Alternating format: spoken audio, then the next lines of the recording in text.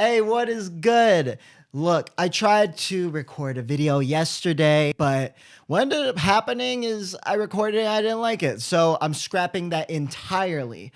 I'm just doing another do-over, and here it is, So I hope you guys enjoy. Now let's get right into the video. Hey guys, what's going on? It's Naoto from Naoto's Interlude coming at you with a new video series.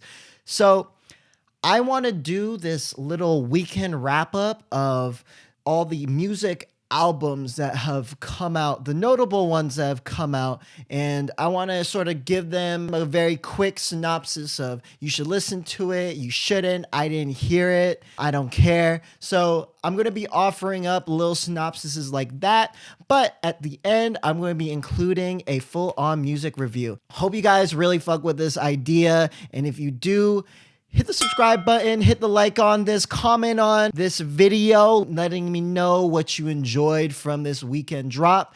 And now I was actually planning on starting this thing a couple weeks back, but what ended up happening was I slacked off. I don't want to overlook those projects that came out, So what I want to do is I want to run it back a little bit. I hope you enjoy this video. Now let's get straight into it. March 27th, 2020, Party Next Door's album dropped.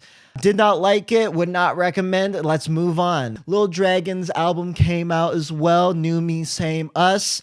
I gave it a couple spins. I liked what I heard so far. I would recommend it. You know what? I would absolutely recommend it. Jesse Reyes came out with a project as well. Thumbs up. Give it a listen. Give it a motherfucking listen. It's called Before Love Came to Kill Us. And I'm also forgetting a 1988 came out by Knowledge. Give that a go for the vibes. So Insomnia by Skepta, Chip, and Young Az came out. I'm pretty sure his name is Young Az. Wait, am I reading this right? Yeah, Young Az. Jesus, not Young Az. Oh my God, Young Ads. Yeah, that project came out. I listened to it once. I didn't really care for it. So let's move on to the next weekend. I believe it was April 4th.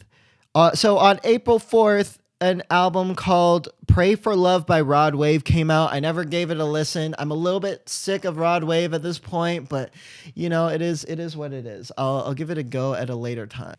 Another project that came out was It Is What It Is by Thundercat. Give this a go. I fucked with this album. Another project that came out, Kiki by Kiana Lede. It is I don't think it's her debut. I believe it's her sophomore album. This project is great. This project is really, really good. You get some R&B bangers on this thing, but of course you do get some love anthems on here. So definitely give it a go if you have a chance. There must have been more albums that came out during this period of time, but I want to move on to the most notable drop of the last couple of weeks, and that's Take Time by Giveon. So if you're not familiar with Giveon is a Long Beach native that made a little bit of noise after Drake dropped a track called Chicago Freestyle. Many people mistook the voice on there to be Sampha when in fact it was Giveon. Personally, when I first heard it, to me, it didn't really sound like Sampha, but you know what? I do understand why a lot of people ended up making that mistake. I actually had no idea that was Giveon during that time. And then when I saw him post about it on Instagram, I was like, oh, wait, what? He's on this track? He sounds amazing on here. Late last year, he started to make a fair bit of noise after he dropped the lead single to the album, Like I Want You. So I do understand why people mistook him for Sampha. For one, their vocal tones are very similar. But you know what? I would say that the tone is deeper and the vocal register is also lower on Giveon's voice. The subject matter is very different between the two. Giveon normally talks about heartbreak in his songs, where Sampha's subject matter can be a little bit more dynamic. Take Time recruits the help of notable R&B producers including Manish, Seven Thomas, Boy Wonder, Wonder Girl, to create this atmospheric contemporary Toronto R&B backdrop. You know, I love this because I'm a huge fan of Toronto soul anything. Let's get right into the review of this project. So the first track here begins with the beach and it sets the scene for this love story. It begins with Giveon presumably talking to his love interest about the dangers of the 562, which refers to Long Beach, and that is where Giveon grew up. She's not from around that area, and in fact, her mother warned her about the dangers, but she's down to ride anyway. This track begins and ends with an actual voicemail message from his mother where she's warning him about the gunshots and also the helicopters that are in the air. She's telling him to not come home because it's too dangerous. I did think that this was a nice touch, and it does a really good job of helping to contextualize this setting. So the production is something overall that I'll get into throughout this video, but on this track, Boy Wonder has contributions here. I'm not too sure exactly what those are. I'm guessing it has to do with the percussion because a lot of these sounds, I would say, are really outside of what we're accustomed to hearing from Boy Wonder. So what I liked about this beat right here is I thought that, you know, that sort of seductive guitar served as a really nice backdrop for the rest of the production. I really enjoyed the beach. Thought it was a pretty fantastic intro track. Now let's move on to the next one. With the setting that Giveon has crafted, now he starts going more in depth towards the relationship between him and his lover. He kind of touched upon that in the first track about how he's communicating certain aspects about the setting and, you know, how he really appreciates her. But this takes it to another level. The tone of this is very John Legend-esque. This song is very sweet, and it really drives home the point that Giveon really cares for this girl. This song has a really romantic tone to it, and it makes you feel like you're on cloud nine during the honeymoon phase. Again, another really nice track. I liked it, but it's probably one of my least favorite tracks on here. I'm not gonna lie. Let's move on to the next one. For track number 3, we got Take Time Interlude. This channel is named Naoto's Interlude. This is the type of content that I live for. This is what I love about R&B projects. Anything with the word interlude in an R&B track is 99% fire. No, you know what? I'm going to reduce that. Probably 80 to 90% fire. Like this song right here, it's very minimalistic. It sounds like he's recording it in his bedroom. I believe they added sounds of waves in there, I guess probably to convey that this is sort of like a beach house. This is a really, really nice track. And in this track, he's longing for his lover. He's telling her that he misses her. And in this track, he talks about how she's currently out right now. And he doesn't really mind, but he wants to see her that night. And it's really sweet and it's caring. But what I love about this track is that there's that hint of insecurity in there. And it's brilliant because it sets up this project for the rest of the way in such a subtle fashion.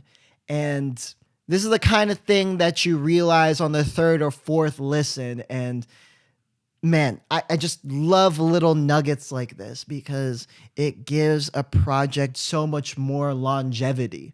And lastly, to conclude why I also love this song, you can kind of get a sense that Giveon within this narrative here is drunk. Whether he's drunk off of love or off liquor, you could tell that he's not really in his right state of mind right now. And the end of this track, it sort of dissolves away. And now for the next track. The next track, we got Favorite Mistake. I love this song. It's about infidelity. It marks a tonal shift within this project. The first 3 tracks, he's talking about how in love he is with this girl.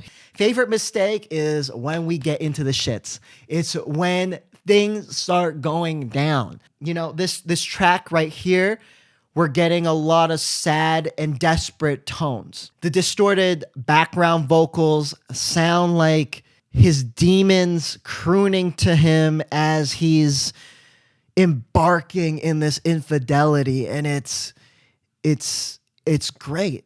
It's great. He drops another LA reference in here. Excellent. It makes you feel like you're cheating in LA, you know what I mean? Especially with the thing about how there's no parking, so he's going to call her an Uber. Excellent. The sort of constant chords that you're getting in that slow pace, it kind of represents tiptoeing in a way, tiptoeing very slowly. I thought that was a very nice touch. Also, that dragged out synth bass that's going on in the background, I also love that. It's a sound that was embraced by many Toronto R&B producers right after Take Care came out. It's great.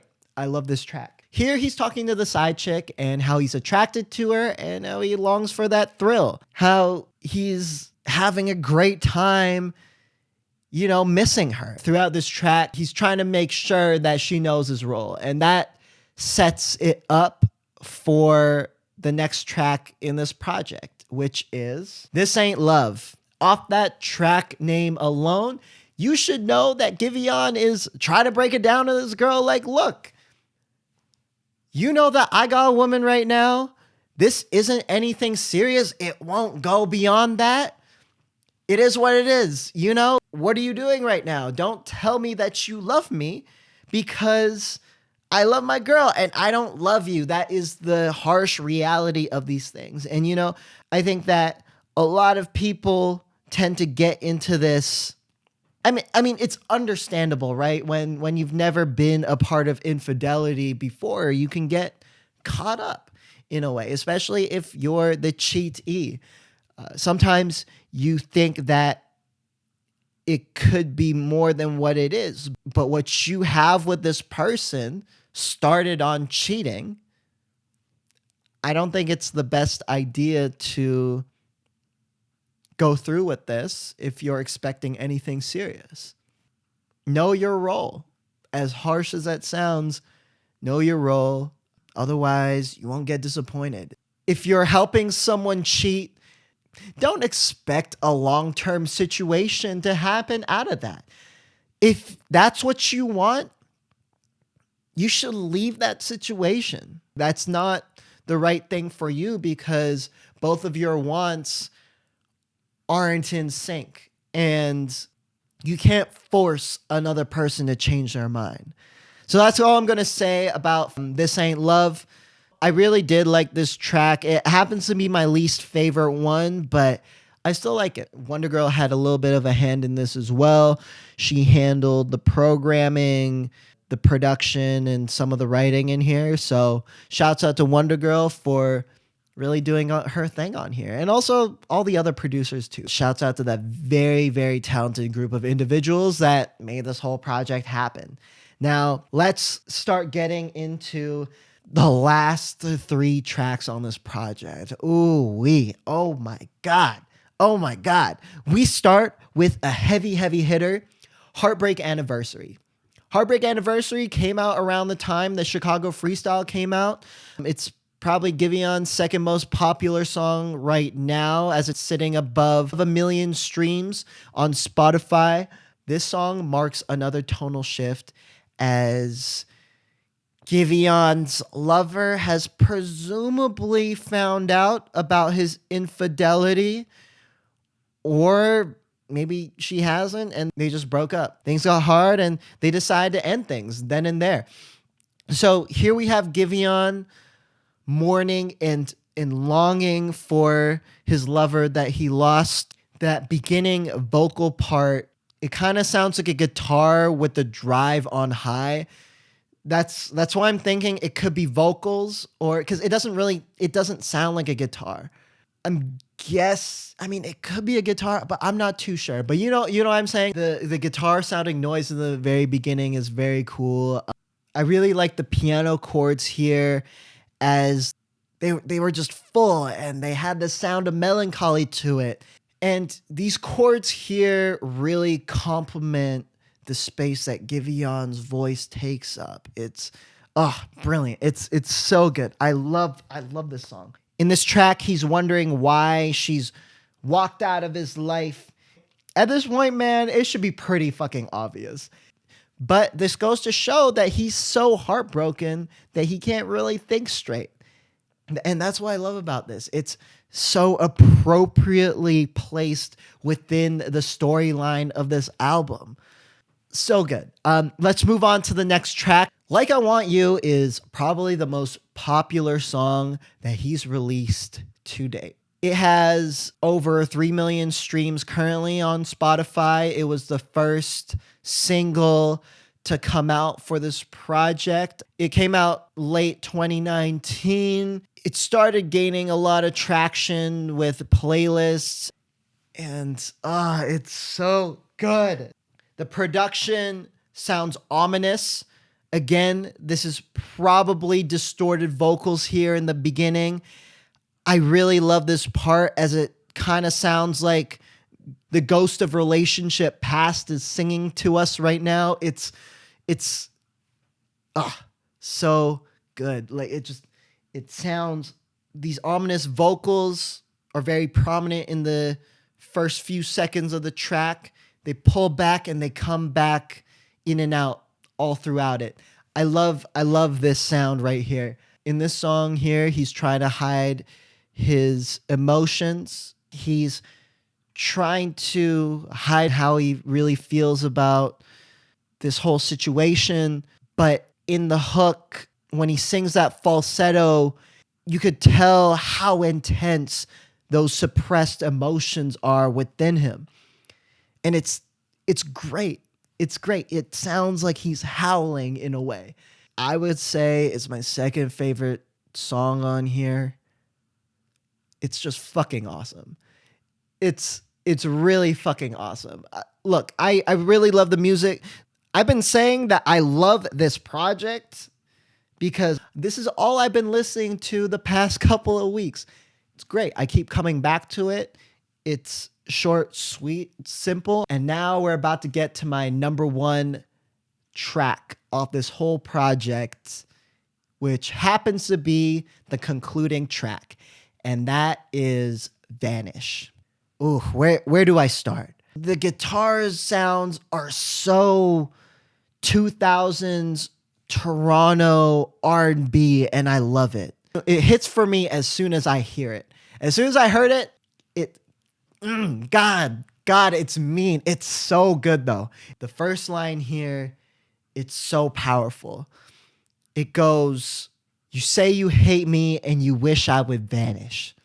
The toxicity.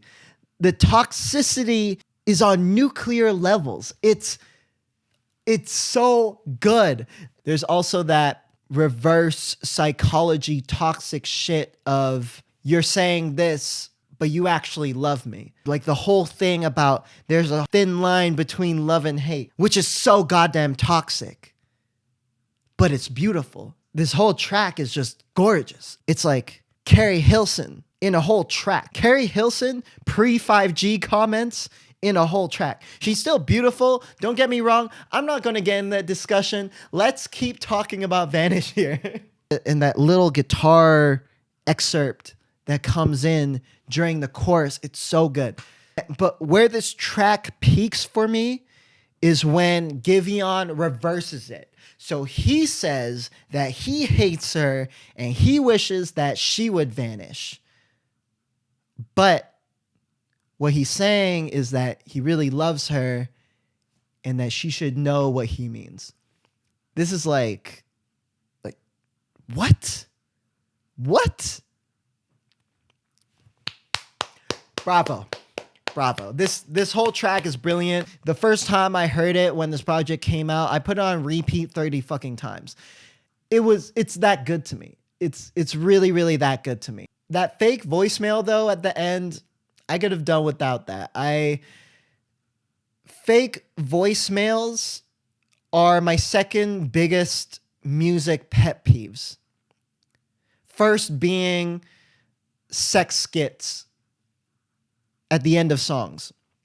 I do not need to hear audio porn, especially when the song is fucking good, because then I can't just put it on a playlist. You know what I'm saying? Like, I can't just put it on a playlist and let it rock.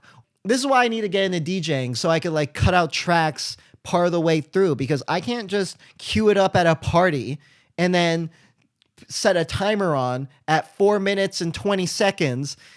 And then once it goes off, rush over to whatever's playing the music and hit next, so that people wouldn't have to be subject to the fakest moaning you will ever hear. It's so bad that it sounds faker than in porn. How do you do that? All I'm trying to say is I dislike fake voicemails. And you know what? In the beginning, it wasn't anything that I really minded, but around the 30th time that I repeated this song, I really hated it. So, and that's that. So in conclusion, I love this project. It'll probably end up somewhere in my top 5 at the end of the year.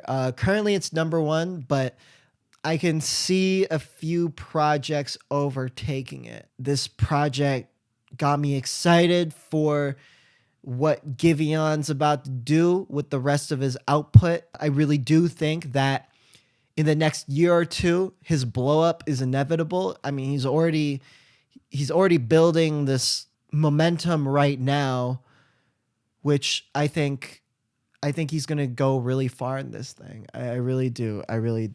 His voice is a once in a generation type voice. So if you haven't given this project a listen, I would highly recommend it. This whole project is gorgeous. It touches on relationship topics in a very classy yet toxic way. I love it. I'll give this an 8 out of 10. A high 8 out of 10. Probably a 9, but for now I'd say a high 8. So yeah, I hope you guys enjoy my review right now. I'm glad that I redid this video because I feel so much better about what I recorded here. I hope y'all are holding it down. Just so you know, I have a full fit on. Here, hold on. I have a whole fit on. You know what I'm saying? Like, check this out. Got the pants on deck. Human made and everything. So I hope y'all enjoyed this shit. It would mean the world to me if you could share it, like it, comment, subscribe to my channel, do all the good stuff. So yeah, I'll see you guys soon. Take care.